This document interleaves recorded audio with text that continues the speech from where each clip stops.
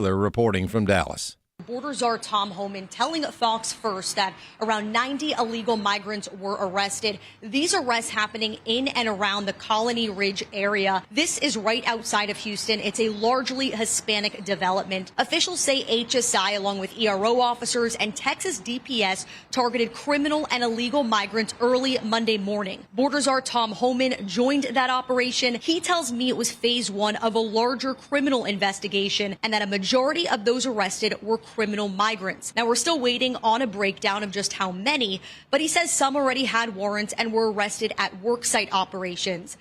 An immigration attorney believes the very threat of facing a polygraph is likely sufficient to deter people from inappropriately leaking law enforcement sensitive information to illegal aliens.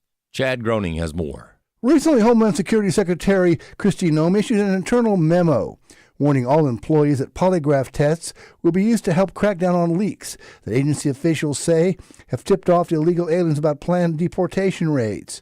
Noem and White House border czar Tom Homan have blamed alleged leaks for disrupting planned immigration enforcement operations in Colorado and California over the past month.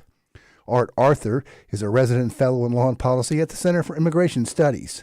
There's a lot of discussion and, to a degree, disagreement about the validity of polygraph evidence, but the very threat of facing a polygraph is likely sufficient to deter people from inappropriately leaking law enforcement sensitive information. And these are significant breaches. Arthur says this leaking puts agents' lives in danger. Because if Tren de Aragua gang members know that ICE is going to show up at a given place at a given time, those TDA members have two choices. They can either flee to avoid apprehension, or alternatively, they could attempt to inflict harm on the agents themselves. It's reprehensible in the highest degree to subject law enforcement officers to any sort of inappropriate danger. I'm Chad Groening. Florida Governor Ron DeSantis is proposing an end to property taxes, but that leaves many concerns about cuts in funding for emergency services and education. Chancellor Wynn with WOFL Fox 35 Orlando with the latest. Some homeowners like Darren LeMay say it sounds too good to be true. It sounds great up front, but there's always and what? Like at what cost? And that is the concern. Property taxes are what pays for public schools and roads, as well as essential services like fire and police departments. Statewide, you're looking at over $40 billion that would either need to be cut from budgets or the money would have to come from somewhere else.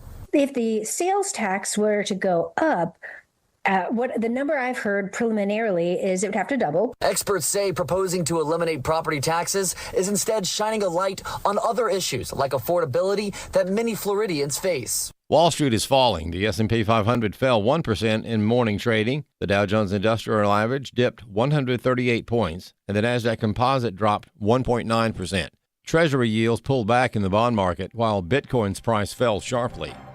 More news online at afn.net. I'm Rusty Pugh. What is DEI and why is it antithetical to truth? DEI teaches people to view themselves and others primarily through the lens of race, gender, or social status. As Christians, our call is not diversity for diversity's sake, but to proclaim Christ, calling people into unity through the power of the gospel. I'm Jenna Ellis, and you can read my article, Diversity, Equity, and Inclusion, a Truthful Definition, on thestand.net.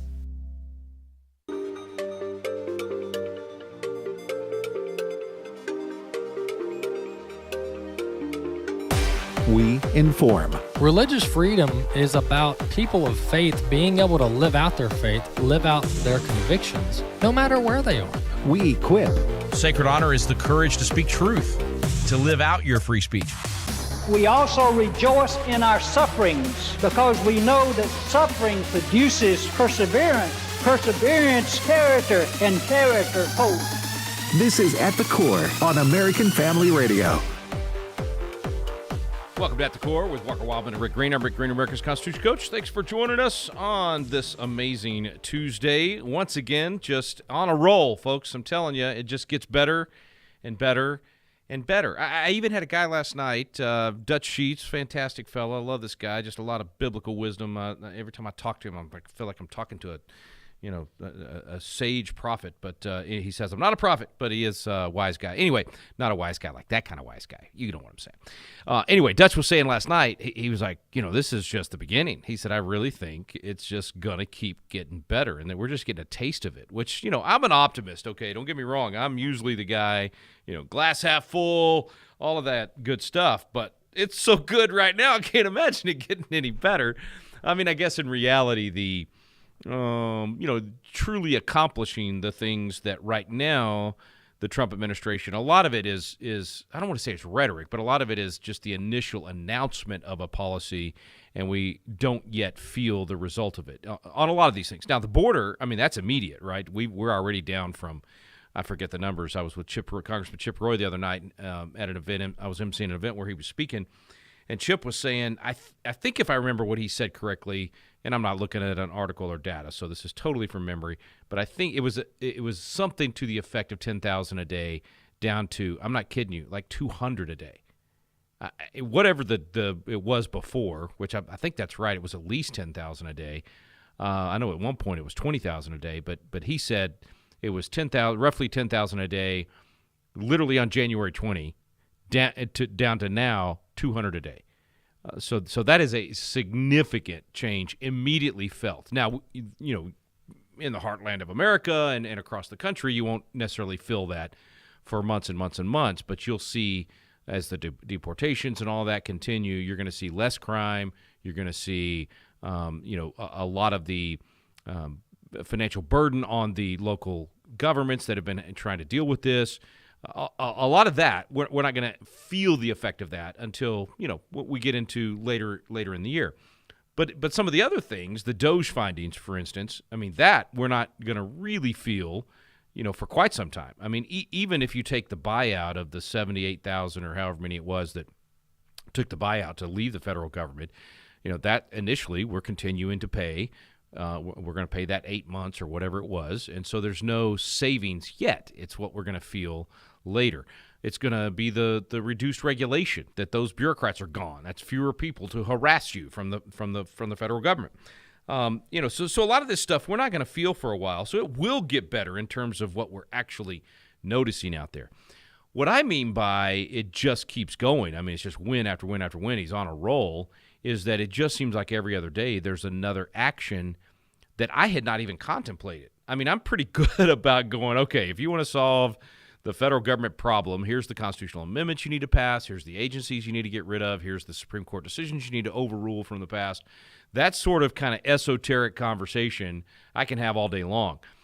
But this guy, Trump, is hitting this with actionable steps that I didn't even think would get done. Let me give you an example. Last week, once again, another executive order that is within the power of the presidency to do, but the tactics that he's using are beyond what I had even dreamed would be possible. Get this. Last week, he issued this, what's he call it?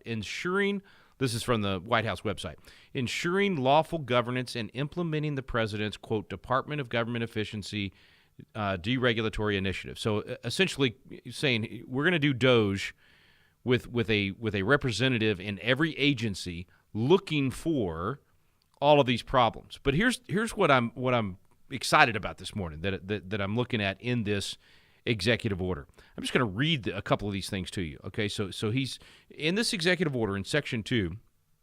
He says that agency heads shall, in coordination with Doge team leads and the director of the Office of Management and Budget. Now, that is Russ Vought.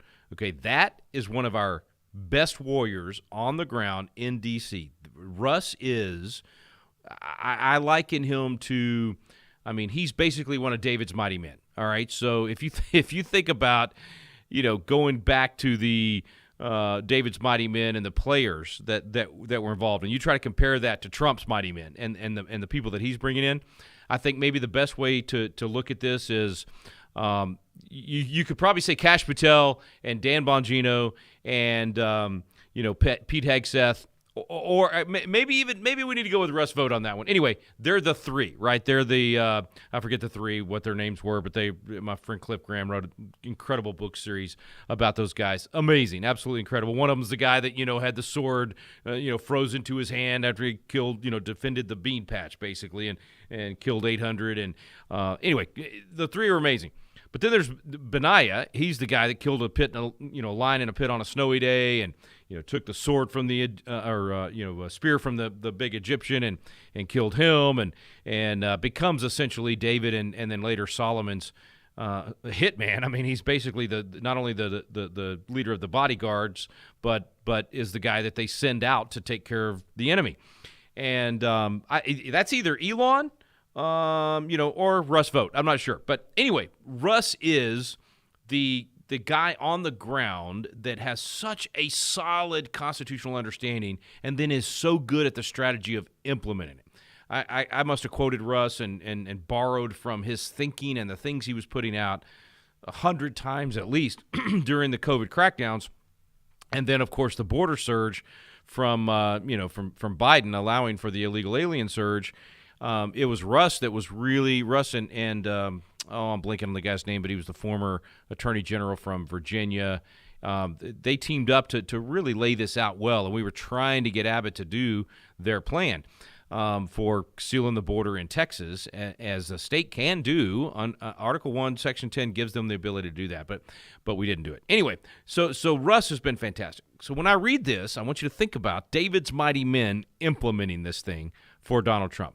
Agency heads shall, in coordination with the DOJ team leads and the Director of Office and Management of Budget, read Russ Vogt, initiate a process to review all regulations subject to their sole or joint jurisdiction for consistency with law and administrative policy within 60 days. So this is not, hey, you got a year or two to do this. Within 60 days of the date of this order, agency heads shall, in consultation with the Attorney General, as appropriate, identify the following classes of regulation. Now get this. This is essentially sending in these teams to every agency to analyze every regulation for these things. Okay, these are the esoteric things that I've talked about for years. Now there's somebody actually doing it in each of these agencies. One, they're going to be looking for unconstitutional regulations and regulations that raise serious constitutional difficulties, such as exceeding the scope of the power vested in the federal government by the Constitution. Full stop. Right there. Just that part is everything we've been asking for in our Constitution classes for the last 20 years. I mean, we're literally saying that every regulation at the federal level, all of these things from all of these agencies, I often say there's 17 enumerated powers in the Constitution. That means there are 17 things that the federal government is supposed to be doing. They're doing 17 million, I don't know, 17,000 things that they should not be doing, that are outside their jurisdiction, that literally do exactly what President Trump says here, exceed the scope of the power vested in the federal government by the Constitution. Break that down for a second, folks. Think about that. What is the power vested in the federal government by the Constitution? If you go back to the Declaration, it's that very important line. Okay, everybody remembers life, liberty, and the pursuit of happiness. So most people can at least recognize we hold these truths to be self-evident, that all men are created equal, that they're endowed by their Creator with certain inalienable rights, that among these are life, liberty, and the pursuit of happiness. Okay, the next line, that to secure these rights, governments are instituted among men, deriving their just powers from the consent of the governed. Deriving their just powers. So that's the power vested in a government by the people. And what Trump is saying here is the power vested in the federal government by the Constitution, which is from the people. He's saying that's the only power these agencies should be exhibiting. And so if they're exceeding that scope, I mean, how much time we got, folks? Let's go down the list. Everything the Department of Education is doing is exceeding the scope of power vested in the federal government by the Constitution. Everything the EPA is doing is exceeding the scope of the power vested in the federal government by the Constitution. Everything that the Center for Dementia Confusion, CDC, is doing exceeds the scope of power vested in the federal government by the Constitution. Everything that the Health and Human Services is doing. So sorry, RFK, I love you, man, and I've already been bragging and talking about how excited I am you're over there. But in truth, that department should not exist. Nothing in the Constitution vests power in the federal government to do anything regarding health care. That is a state and local issue. There should be none of these agencies at the federal level that have anything to do with healthcare or education or the environment or labor. The whole fight last week over, I forget the lady's name, Chavez or whatever, that's head of that just got approved for labor. There was a bit of a squabble because she's the first one that people really realize this is not a conservative. Okay, this is somebody that's actually been for the unions and actually was against right-to-work states, which is a big deal. And so this was not necessarily a good appointment, but it was one of those that sort of helped hold the coalition together. Because don't forget, a lot of the unions came out for Trump. And so you do got to play the politics at some level here and keep the team together as we go in and govern. So I can live with this appointment. But my argument is, don't argue about and talk about how this lady may or may not use the power of the Department of Labor in the right way. Argue about whether or not there should be any power at the Department of Labor, because there should not be. I mean, not only does it violate the Constitution, because there is no, going back to the executive order, there is no power vested in the federal government by the Constitution to do anything with regard to the employer and employee relationship. And the nightmare that the Department of Labor creates, the nightmare that government creates when it interjects itself between an employer and an employee, or between two partners, or between anybody that wants to do work. Just think about it this way. If the neighborhood kid comes by and knocks on the door and says, "Hey, I noticed your grass is high. I'm willing to mow your lawn for $20, or nowadays, $200. Imagine if you had to say, well, we got to wait for the government, the local county people or the federal government Department of Labor to tell us how much I can pay you, or how much I have to pay you, or, how long you can work or what hours you can work. And it's insane. But that's what we're doing with virtually every job in America. Not every job, but virtually every job in America. And it's just dumb. And it absolutely mucks up the work. Economist Milton Friedman called it friction. It creates friction in the free market. Jesus spoke against it whenever he talked about when he had the guys come work. He tells the parable of the where some of them came first thing in the morning, and they worked all day long, and then some of them came a little later in the day, and then some of them came right at the last hour. And the employer, the one that was hiring them, paid them what he wanted. And some of them complained and said, well, they made as much as I did, and they didn't work as long as I did. And the parable was to essentially say, isn't that my money? Isn't that the employer's money to do with as they wish? And you as an employee said, I'll work for X amount. I'll do this much time for this much of a wage. Why would you complain that I gave a different contract to somebody else? That's the way it's supposed to be. It's between us, not between us and the government. So anytime the government gets in the way of these things, it messes them up. And so anyway, Department of Labor absolutely should not even exist. So I haven't even gotten to the second thing on this incredible executive order. I really do think this is one of the best executive orders that the president has given, and it's going to have ripple effects into all of these agencies. And it is literally a shot across the bow of the deep state. No, it's actually a bomb blown up into the deep state, and the results are going to be amazing. So super encouraging here. We'll talk more about this when we come back from the break. If you want to call in, 888-589-8840. That's 888-589-8840. I'm Rick Green, America's Constitution Coach. You are listening to At the Core with Walker Wildmon and Rick Green.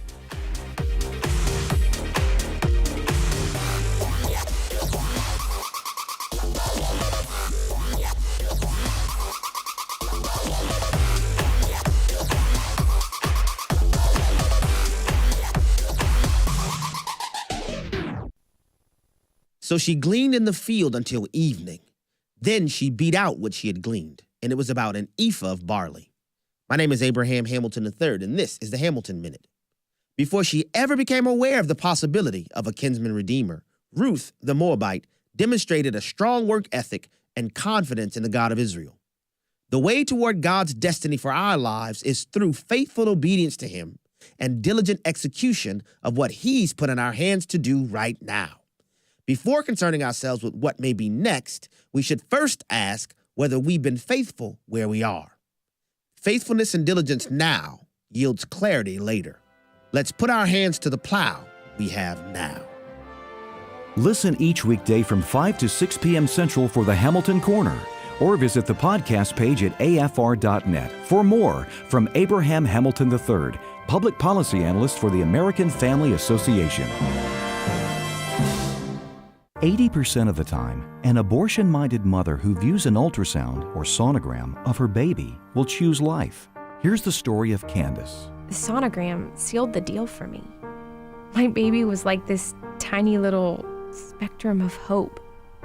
And I saw his heart beating on the screen.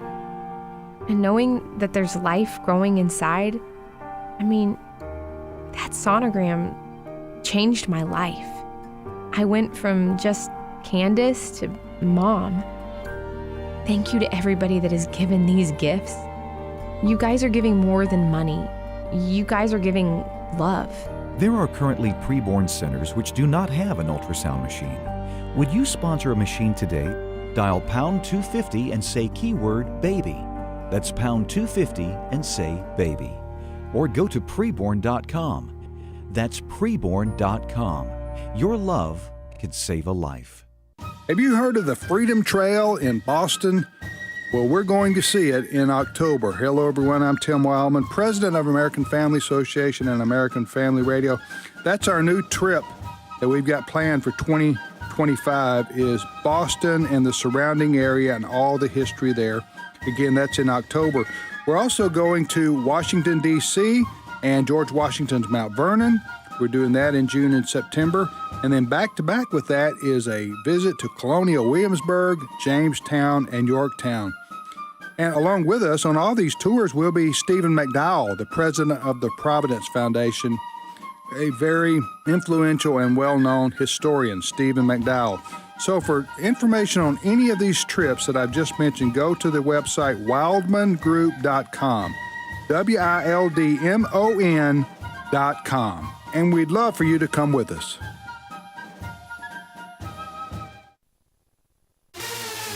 This is At the Core on American Family Radio with your host, Rick Green. Welcome back to At the Core with Walker Wildmon and Rick Green. I'm Rick Green. You can call in at 888-589-8840, 888-589-8840. We're talking about yet another win. No, we're not tired of winning yet. I believe that is the one promise from Donald Trump that cannot be accomplished. So he's just going to have to renege on that promise that we would get tired of winning. Nope, never going to happen. But anyway, back to winning. This order, again, is called Ensuring Lawful Governance and Implementing the President's DOJ Deregulatory Initiative. This was last Wednesday. I don't know how I missed it before last Thursday's program, but I did, and it is just so incredibly good. And so I've only mentioned the first part, the requirement that each of these, this is every agency, okay? Every agency. So what is it, 400-something agencies? Okay, they're all going to have to analyze every regulation within the next 60 days and report back identifying those regulations that are unconstitutional or they raise serious constitutional difficulties, such as exceeding the scope of the power vested in the federal government by the Constitution. What this is, it's a litmus test for every regulation, the litmus test being the Constitution. Is this within the power vested in the federal government by the Constitution? Now, what does that mean? Power vested in the federal government by the Constitution. That's the 17 enumerated powers that I was talking about in the first segment. An enumerated power is a listed power. It's literally there in the Constitution. And one of the things that Madison made very, very clear is that the Constitution is specific, that the power of the federal government is limited to those things actually in the Constitution, and that if it's not in the Constitution, the federal government does not have that power. You have to do a constitutional amendment to add a power to the federal government. That's the whole reason the 18th Amendment was passed. So you have an epidemic of alcoholism in the country. Everybody's trying to get Congress to pass a ban on alcohol. Congressmen back then actually read the Constitution, and they actually, most of the time, lived by it, and they said, sorry, we can't do that. We can't ban alcohol. There's nothing in Article 1, Section 8 giving the power to Congress, vesting, to use the language of this executive order, there's nothing in there vesting a power in the federal government to be able to ban alcohol or any other substance. And so what happened? You had a national movement to get a constitutional amendment to open up the bucket of powers. In Constitutional Live, I describe it this way. All of the powers of the federal government, everything vested in the federal government, as this executive order says, is a power vested, loaned, literally, or you could say given, but it's really loaned to the federal government. And so there's this bucket of powers, and there's a lid on the bucket, and there's a lock on the lid. And the lock is the constitutional amendment process. And the key to the lock belongs to the American people. And so the only way that you can add a power, the only way you can increase the vesting of power to the federal government and give them a new power is if you amend the Constitution and say, okay, we didn't, in the beginning, in 1787, we didn't give you the power to in any way prevent someone from infringing on our Second Amendment rights. And so let's do a Bill of Rights in 1791 and say, you know what, we should do that. Let's put a Second Amendment in here and make sure the federal government cannot infringe upon our right to keep and bear arms. And so along with preventing the federal government from infringing on our right to free speech and religion and all that, we did the Second Amendment. Then we did all the Bill of Rights was adding to the bucket of powers that the federal government had. And then we come along and we do the same thing with the 18th Amendment. We say, you know what, we're going to open that bucket, we're going to open that lid, we're going to put a new power in there, we're going to vest a new power in the federal government by the Constitution through this constitutional amendment to allow you to ban alcohol. Now, we didn't like the way that turned out, and so we come right back around and we do the 21st Amendment. We open up the bucket, we take our key, the American people, through this amendment process, we take our key, we open that lid, we reached in there, and we pulled back most of the power we had given them in the 18th Amendment to ban alcohol. Now, we allowed them to continue to regulate it, but we took back the power of being able to actually ban it. All right, so that's the way it's supposed to be done. That's how you vest power in the federal government. We've never done that with regard to education, with regard to regulating manufacturing. We've never done that with regard to labor, with regard to health, with regard to any of these things. And so therefore, there should be none of those agencies at all. They are beyond the power that was vested in the federal government. So what needs to happen is we need to just stop spending money and stop having those agencies unless we want to do a constitutional amendment to say, you know, okay, we're actually for having a Department of Health and Human Services, that we want to have the federal government involved in healthcare because they do such an amazing job on this. I mean, they are so good at managing things like pandemics, right? I mean, they're so good at making sure everything they say to the public is actually scientific and proven and not ever just made up on the spot, like stay 6 feet away from each other. Never, ever would they say something like, you don't need a mask, it's not going to do any good, and then a few weeks later say, you got to wear a mask, and then a few weeks later say, you need to be wearing 2 masks, and a few weeks later say, you need 3 masks and this jab and this jab and this jab. Never would they do that. They would never mess up a health situation to the point of destroying the economy for a while and creating the inflation that we're living with now by dumping $10 trillion on the market.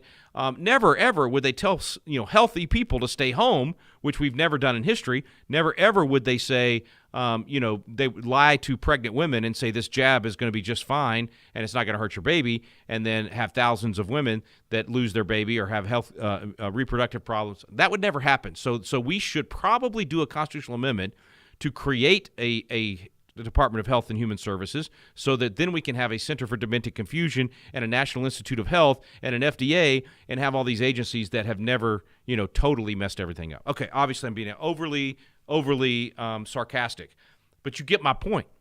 These things should have never been created in the first place. If you can win over the American people and convince them through a constitutional amendment to create that, then I lose, okay? And you can have your agency. That's fine. But you should have to do what my friend Mark Meckler calls the most muscular act in a representative government: amend the Constitution. That's the hardest thing to do in a constitutional republic on purpose. It's supposed to be that way. You don't vest power in the federal government unless a vast majority of the American people are for it. And so we know that a vast majority of the American people are for it when you amend the Constitution, because you've got to have a massive amount of either Congress, you got to have 2/3 of Congress propose the idea, or you got to have 2/3 of the states propose the idea, and then you got to have 3/4 of the states ratify it, whichever way you went with the first step there. So it's a big, hard process. Why we only have 27 amendments to the Constitution after 200 years and lots of proposals, tens of thousands of proposals to amend the Constitution, but yet only 27 times have we done it. And even common sense things that most Americans, and I'm talking 70% or better Americans, are for term limits. They're for a balanced budget. They're for reining in all of this spend. All the things that need to be done through constitutional amendments, we haven't been able to get that done yet. We're going to get it done. That's what Convention of States is all about. But it's hard to do, and it should be hard to do. And that's why you don't want the federal government growing without them doing that hard step, because then you know the American people wanted them to grow. Well, unfortunately, back in the 1930s, the Supreme Court short-circuited the amendment process. Now, we don't have any amendments to the Constitution allowing for those agencies. What we have are Supreme Court decisions acting like they're amendments. We have Supreme Court justices that completely flipped. It was the switch in time that saved 9, and they did it because FDR threatened to pack the court if they didn't rubber stamp all of his expansions of government, all of his new vesting of power in the federal government that did not go through the amendment process. And because of his threat, the Supreme Court said, oh, yeah, you go ahead and do regulation of meatpacking plants. Yeah, go ahead and do a federal minimum wage. Oh, there's nothing in the Constitution that allows you to do that, but we'll let you do it. We'll be the new deciders of whether or not something should be in the Constitution and whether or not the federal government should have the power. And so for 90 years, they rubber-stamped all the new expansions of federal power. And all of a sudden, it wasn't power vested in the federal government by the Constitution. It was power vested in the federal government by the Supreme Court and by the Congress, which is, of course, unconstitutional, should not be done, but that's what's been happening for the last it was for about 90 years in a row, and then Congress finally said no at one point, but very rarely, the courts finally said no.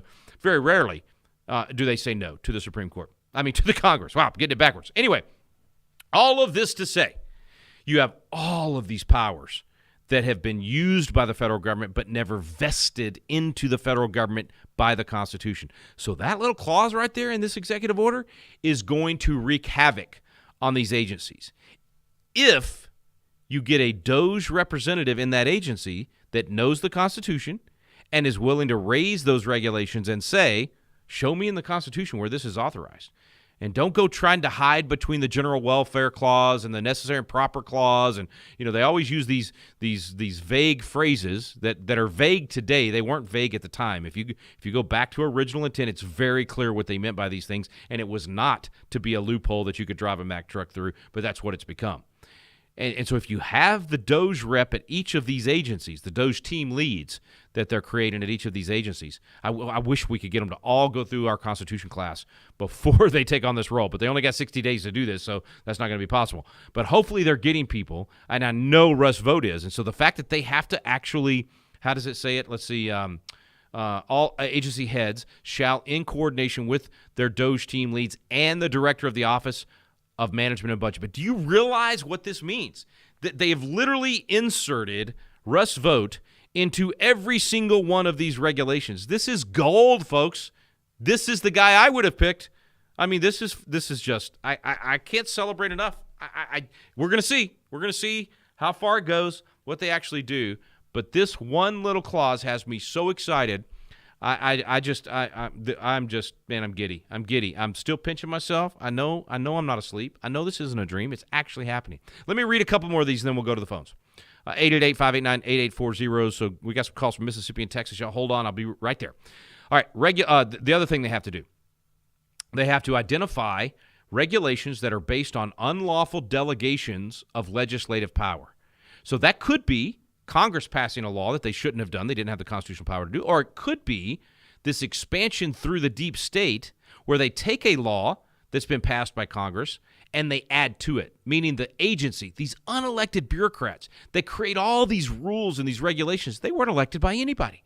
And so they take some statute that the Congress passes that's to do this one small thing, and then they just add to it, and these bureaucrats add to it and add to it and add to it. And before you know it, you have this behemoth and you have this albatross around the neck of the American people and around specific industries. And that's the whole the reason the Loper decision was such a big deal was they were basically saying, wait, this agency is not only going out on these boats with these fishermen and measuring everything they catch and all this and micromanaging their fishing, but they're actually making the fishermen pay for the bureaucrat to go out there with them.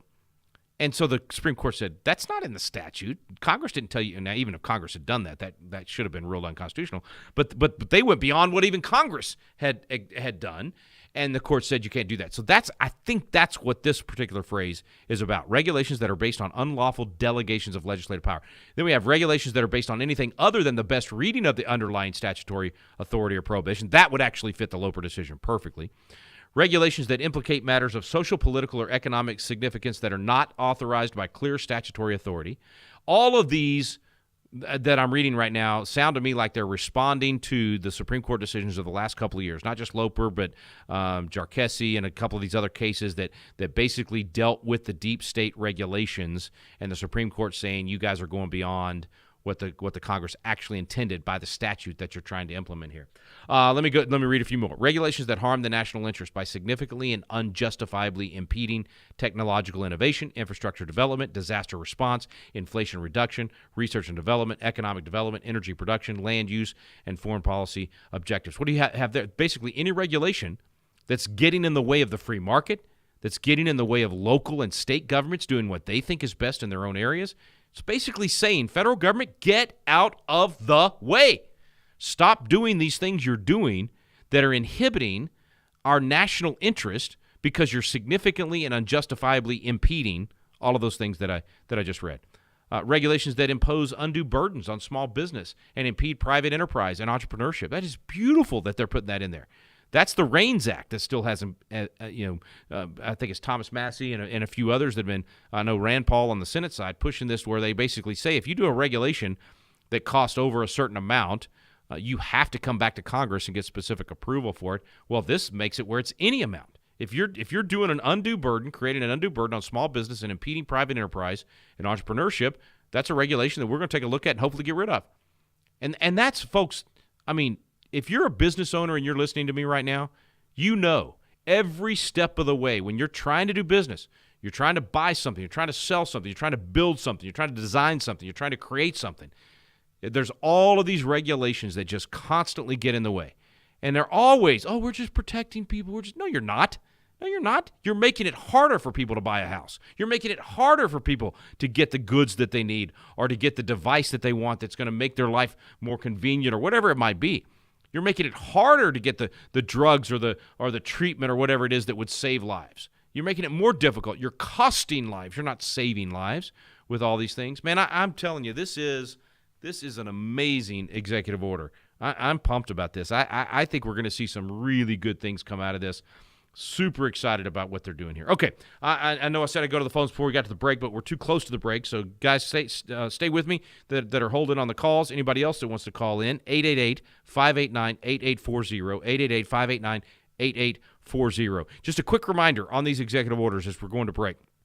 We always want to judge these executive orders and their constitutionality by whether or not they're executing a law that Congress has passed. They're actually implementing the executive branch authority. That's what they are. They're literally an executive order that is executing the laws. So as long as what he's doing is applying to the executive branch and the things that they're doing, and it's not a new, way to govern us, the people. It's not coming on we, the people, and telling us we have to do certain things. It's fitting within the proper role of how an executive order is supposed to work. It's literally managing this massive behemoth of the federal agencies. That's what the president is supposed to do. He is the chief executive. Quick break. We'll be right back. You're listening to At the Core with Walker Wildmon and Rick Green.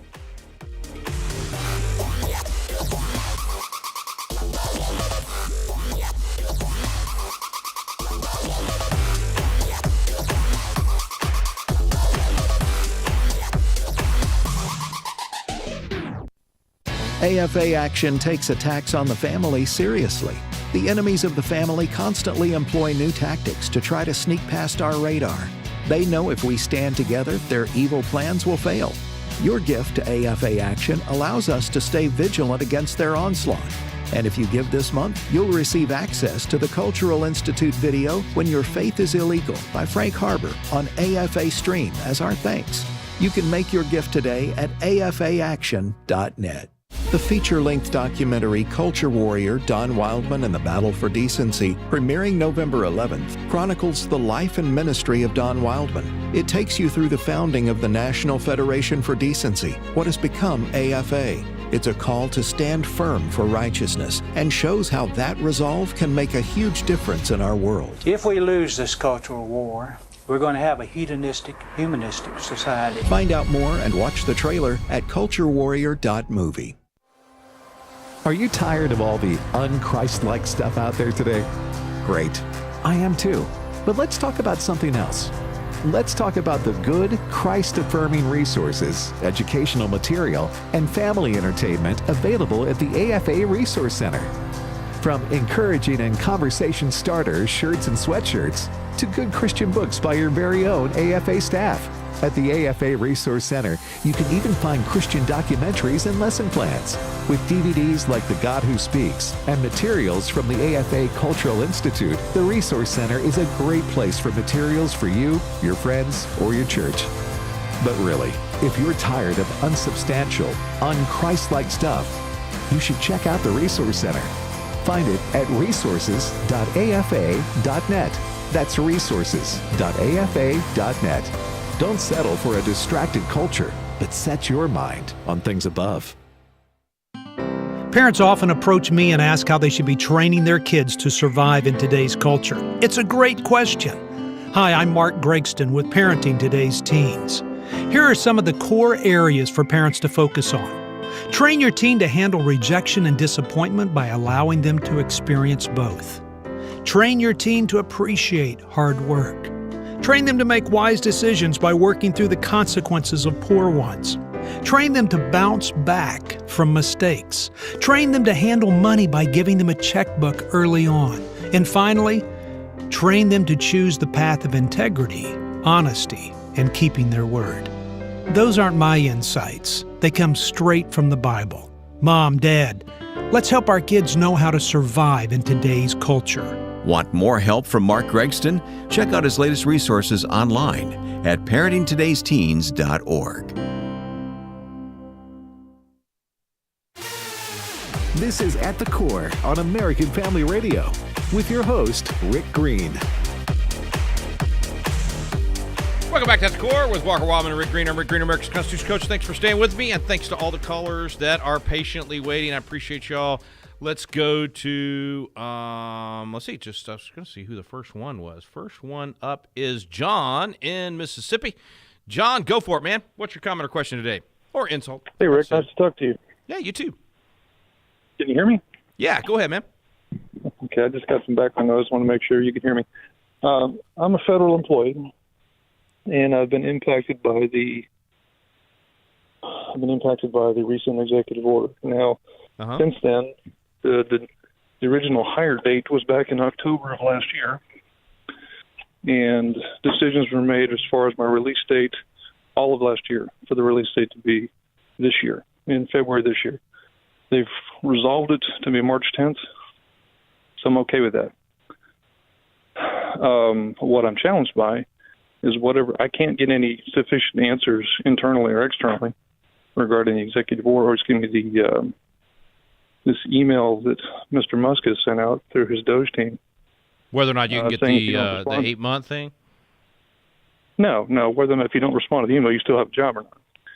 Our schedule's a rotating shift schedule for what I do. I'm in the middle of 7 days off right now. And trust me, last year, years before, I probably averaged about 12 to 1,500 hours of overtime. Okay? Well, I hope you can cash in on it. Well, man, I don't have a clue on the details of how this works. Exactly. So I don't think I'm going to be any help to you. Nobody else does either. Yeah. It's going to be messy, man. It's going to be messy. Go ahead. Sorry. Can you give me a better idea where I should look? And I thought of if I can get hold of the executive order and read it for myself, and read exactly what it says, and nobody can say, well, in my opinion, it says this. I can weed that out. Well, I know you can. I don't know where to look to find it. Yeah. I know you can. You can definitely go to whitehouse.gov and /presidential-actions. But I don't know which one it is that affects exactly what you're saying, because it would be one of the early ones on on the buyout.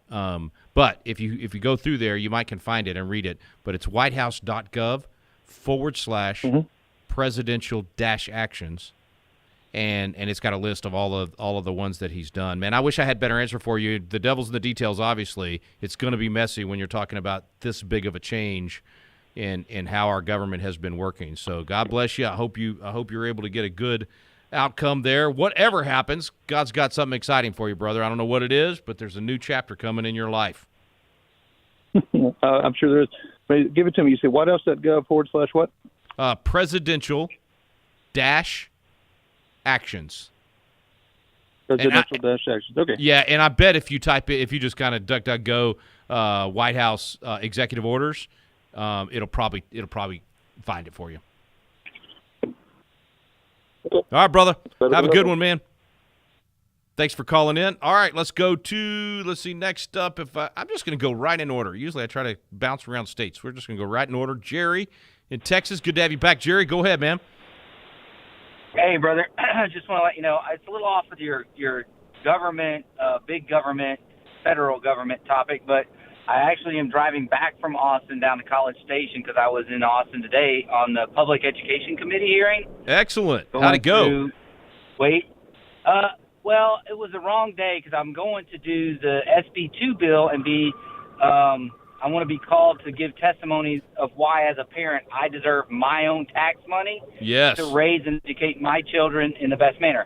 Yeah. However, if you give me a minute, they had the Board of Education superintendent from the state board guy, very well knowledgeable. I mean, this guy, I didn't meet him personally, don't know anything, but he was not afraid to mention Creator. We were in the wound, so he seems as if he may have some relationship with Christ.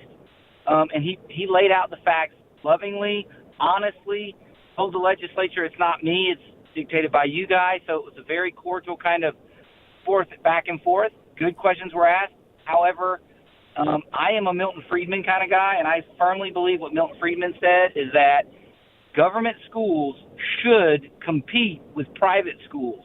Government should not dictate to the parent what the child must or must not learn. And so I'm going to go back and be a witness or a testimony, try and give testimony for why parents should do that. I'm just trying to put a call out to those that live in Texas that may homeschool, that may private school, that want to see your money back in your wallet. Follow these bills, track these bills. They're going to call for public hearing. The committee will call for public testimony, and I would encourage as many as they can, because Brazos County itself, all the school board superintendents went up the beginning of the month. Yeah, on our tax dollars. They're lobbying. Correct. Using our tax dollars. A whole other issue that's a major problem. I think the guy that you're probably I bet it was the commissioner of education is my guess. My understanding he's a great guy and definitely a faith guy, which is really good. But for those of you outside of Texas, just to clue you in a little bit on what Jerry's talking about, we've got a major school choice debate happening in Texas right now, and I know there are people that are concerned about school choice. They're worried about regulation on homeschoolers and private schoolers. That's the main reason. And I just want to tell you that you should not take the money if you're worried about those things. But don't tell other parents whether or not they can take the money. That's what it really should come down to, on whether or not you support or oppose school choice if you're a homeschooler, private schooler, or a conservative. Now, yes, superintendents and teacher unions, they hate school choice because it's competition. They have to get better. It opens up exactly what Jerry was saying, what Uncle Milt, that's what I call Milton Friedman because he's my favorite economist in history. But in his book, Free to Choose, he lays all this out 50 years ago and makes it clear this is what's going to improve education, competition. It's the only thing. You have to have all these market forces. It's not possible to pass enough good policy in the legislature to try to direct the education program through a bureaucratic or government-controlled situation. There's nothing where you can pick a few handful of experts and expect them to manage everybody's lives and it work out. What Friedman was talking about, it was the same thing Adam Smith talked about, the invisible hand, the chaos of the market where all these people are making the decisions based on what's best for themselves, that competition will create a better product. It works with your phone. It works with your car. It works with your clothes. Think about every product that you spend money on. Competition is what makes that product better and gives you the benefit of having increased technology or better fabric or a longer lasting product or whatever it might be. Competition is what does that. And the reason education has gotten worse and worse and worse and worse and worse is because of the lack of competition. Even though you have private schools and you have the homeschool option, most people can't afford to do that. And so because they can't, because they're already paying for their public education through their taxes, not only their property taxes, but their sales tax and everything else, because so much of their income is kept by the government through all of these taxes, they can't afford to have public school, pay for public school, and then turn around and pay for private school and homeschooling. Now we made whatever sacrifice was necessary, and we're blessed, and we're not rich at all, but we're blessed enough to be able to homeschool our kids. So we had to pay for the local public school, hundreds of thousands of dollars from our property taxes over the 20 years that our kids would have been roughly in that age range, and yet we had to pay that and pay to educate our kids. We were willing to do that because we wanted our kids to get a better education and to be brought up in the nurture and admonition of the Lord. But what Jerry's saying is exactly right, and that is that we should have been able to get back some of our property taxes since we weren't costing that public school didn't have to spend a penny. Our local public school where we grew up or where we raised our kids didn't have to spend a penny educating our children. So we should have gotten back in our property taxes a credit towards being able to spend that on educating our kids, and because we saved the local public school that money. So that's kind of the concept here, partially for homeschoolers especially, but the basic idea is to be able to take some of the money that's being spent, some of the public tax dollars being spent on the education of a child, and take some of that money and let the child and their parents take that money to whatever school best meets their needs. In other words, competition. Let them basically say, okay, who's going to do a better job of educating my kid? That's where I'm going to take this money. That's what school choice does, and that's what Jerry was going to testify for at the Texas legislature. And it's not just in Texas. The reason I'm willing to spend that much time on a national program about a Texas issue is because this is the education issue for every state. If you implement school choice, you're going to improve education, period, full stop. There's no doubt about it. Now, for those of you that are concerned about regulation, I'll say it again. If you're worried that taking the money, if you have an education savings account that you use to homeschool or private school your kid, and the government's going to add regulation to how you educate your kid, then just don't do it. Don't take the money, and you're free to continue doing whatever you've been doing. You need to still have political power to stop them from regulating you for other reasons. I mean, school choice or not, legislators can start regulating you tomorrow. The only thing that stops them from regulating you is political power. You have to be able to have good legislators and have enough homeschoolers and private schoolers willing to lobby. And that's why in Texas we don't have any regulation of homeschoolers, because we have a powerful homeschool lobby. When I was there 20 years ago as a homeschooled kid, I was homeschooled. I did it all, homeschool, private school, and public school. But I was adamant against any regulation, as were other parents that were there. They hadn't been homeschooled themselves, but they were homeschooling their kids. And so we prevented any regulation, and it's been that way for the last couple of decades. You need that to continue no matter what. And what school choice does is it increases the number of families that now benefit from private or homeschooling and don't want regulation, which does what? Increases the political power of the homeschoolers and the private schoolers, which means you have a better chance. You have more ability to prevent the ability of the state to regulate your homeschooling or your private schooling. So it's just good all the way around. I'm sorry. I know people have their strongly held positions on this, but there is no good reason to oppose school choice. There really isn't. When you think through these things and you start thinking about the effect, and you, as long as the school choice bill does not regulate you if you don't take the money, there is zero reason for you to oppose it. In fact, there's a ton of reason for you to support it. So I strongly encourage everybody across the country to get school choice passed in their state. Now, some states have already done this. They've got some amazing school choice programs already going into effect.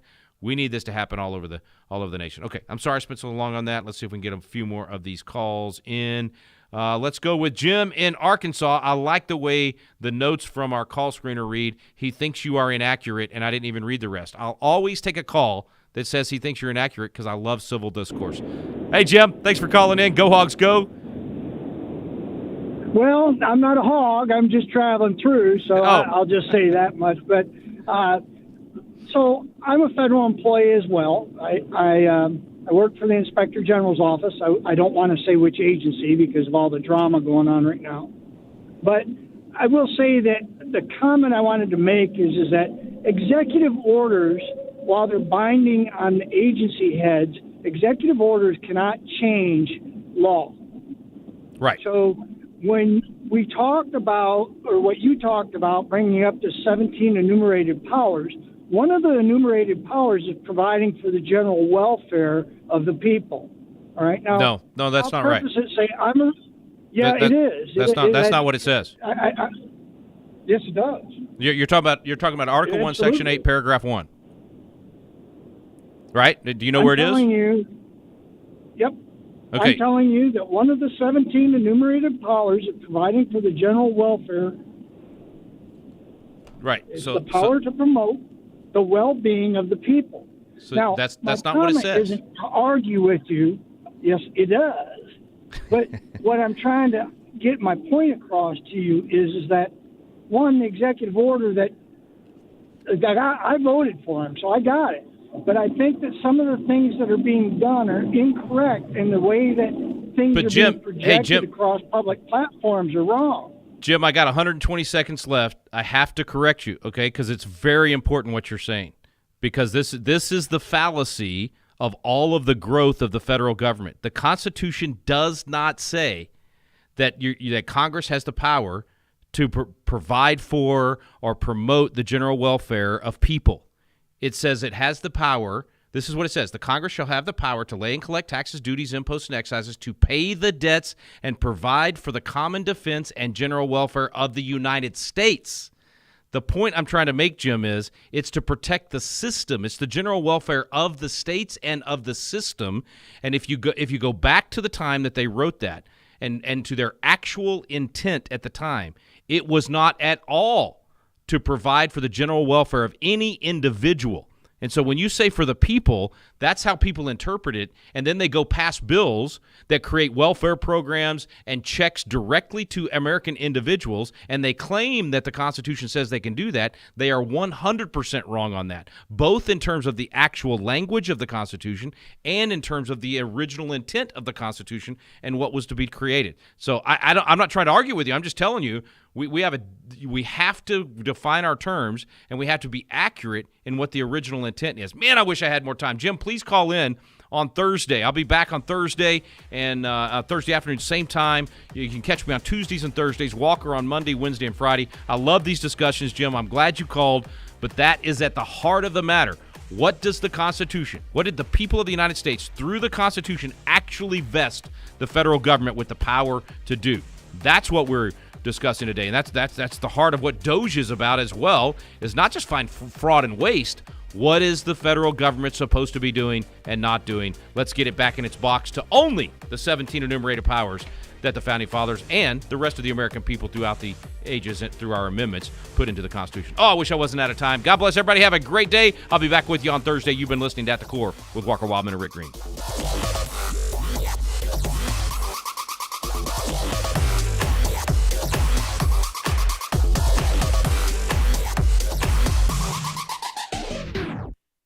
The views and opinions expressed in this broadcast may not necessarily reflect those of the American Family Association or American